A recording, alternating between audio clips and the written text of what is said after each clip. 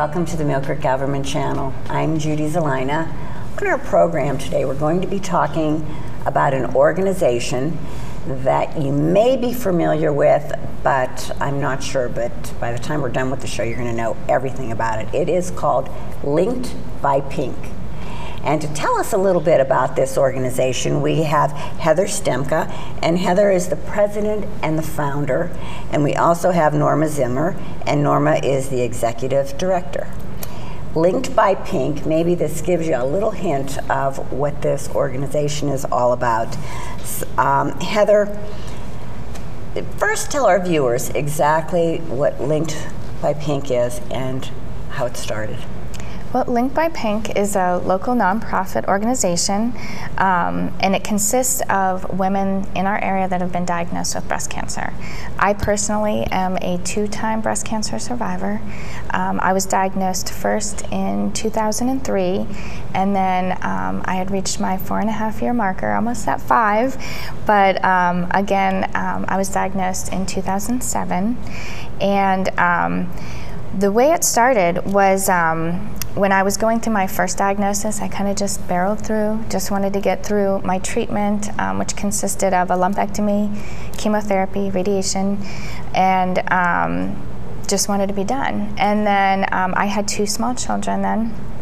And then the second time, I had some complications, so I had to have the bilateral mastectomy, and in between that and starting my chemotherapy, I had a little bit of too much time on my hands. And so I thought I want to do something to give back and just raise awareness that us younger women are being diagnosed with this. It's no longer just grandmothers and that are being diagnosed. So I actually used to do calendars for my family, just homemade calendars, and my boyfriend actually gave me the idea of doing a calendar featuring local women and kind of making a bond and a connection to find out, because I was looking, how do I tell my children about this? That was one of the things that really make it different for women that are younger, is how do we tell our children? How do we schedule work and treatments and kids and just everyday life? So I met up with Anne-Marie Cronk at the Regional Cancer Center, and they featured an article and in their newsletter just stating that I was looking for other survivors, and gave my contact information. So I started receiving phone calls, and that's actually how I met Norma. I was going to say, Norma, is that when you got on board? Yes, I had just finished going through chemo, and I received the newsletter and saw that Heather was looking for some women to tell their story in a calendar, and I felt like that would be a great way to get my story out. And so I responded by email to Heather to, yeah, I'd be interested in being in the calendar. So, and then you're now the executive director. I mean, you really came on board, didn't you? Yes, yes. Heather and I really hit it off very well. And a lot of the women that were in that first calendar, we kind of formed a bond, and just decided that, this is kind of cool that we have other people to lean on, and it would be nice if we could do that for other women who are being diagnosed. And that's kind of how the ball got rolling. I guess when we were done with the first calendar, we just sent out a call and said, whoever wants to keep going forward with this, let's do it. And Heather and I just worked really well together. Yeah. And what year was the first calendar? It was... The calendar was for 2009, but we had done the photographs and all the layout work and everything in 2008. In 2008. Because, and how I became familiar, of course, with Linked by Pink is I was going through my treatments, my chemotherapy at the Regional Cancer Center, and the nurses there, of course, they all knew you, were just absolutely thrilled with this idea of a calendar, and of course the proceeds are going to benefit breast cancer awareness, correct? Yeah, we try to have the proceeds go to organizations that either serve local patients or have to do with breast cancer. Wonderful, wonderful. The pictures are all in there of local women, right? And it tells their story. Local area, yes. I think it's great because you are correct.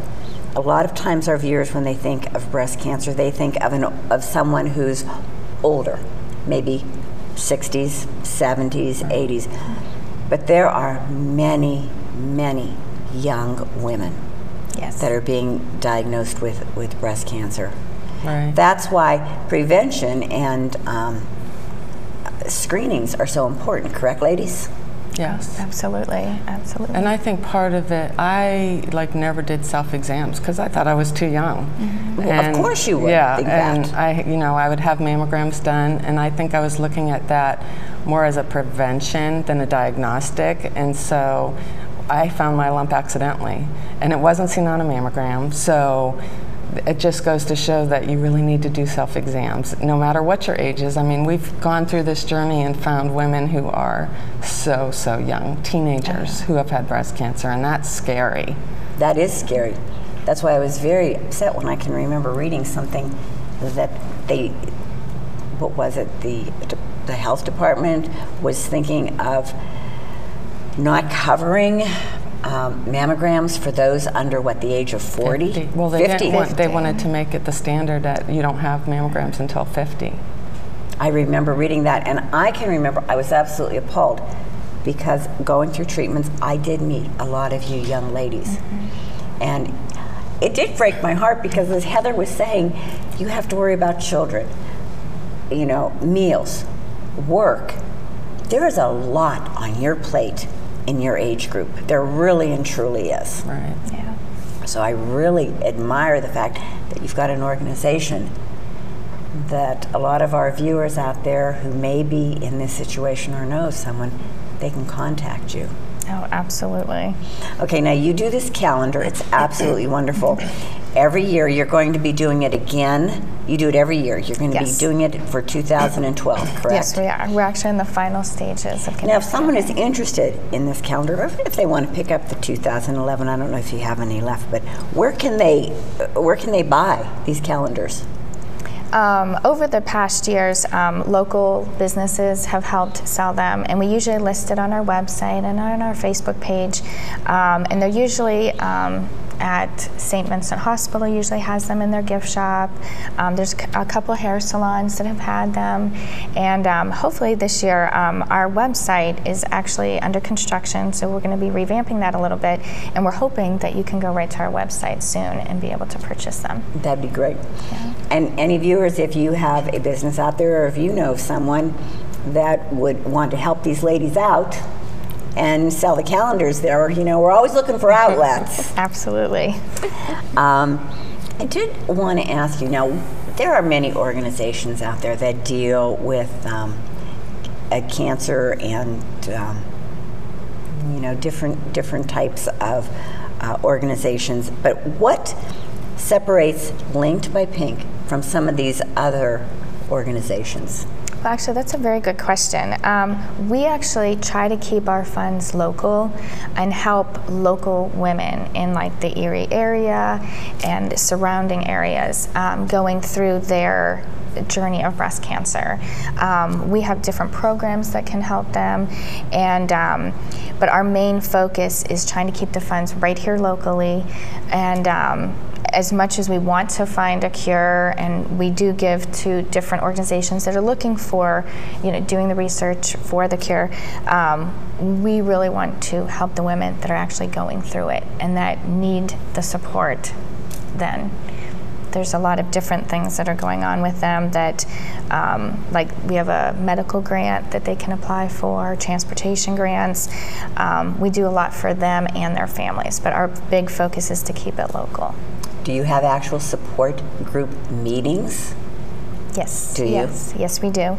We the support meetings are usually held the first Wednesday of each month at 6:30 in the Masonic Temple, which is located at 32 West H Street on the second floor. And one of the things that's nice about it is we kind of do an open forum, and the girls can talk about anything in there, and it's a laid back it's a laid-back group, so it's nice. So you get that feeling of like security when you're talking about the issues. But we also do bring in guest speakers as well. Okay. We've had dietitians, we've had Tai Chi speakers. I mean, we've tried to keep a variety of different speakers to come in. Now, these support groups, is it just for the patients, or you also focus on the family members too, don't you? Well, not for the support group meetings. Okay, that is for the meetings are patient. really Okay. just for the patient. We have had women who bring a friend, because sometimes not all women are comfortable coming into a group just by themselves, so that's fine too. Yeah, some of them have like sisters or just somebody personal that they can bring with them, and then they kind of come off on their own too. So, and we've had women who are a little bit older than breast cancer, a little bit older women who are coming, and we've had some who are not necessarily breast cancer survivors, but just young survivors of other types of cancer, because they may have some of the same types of issues that we do.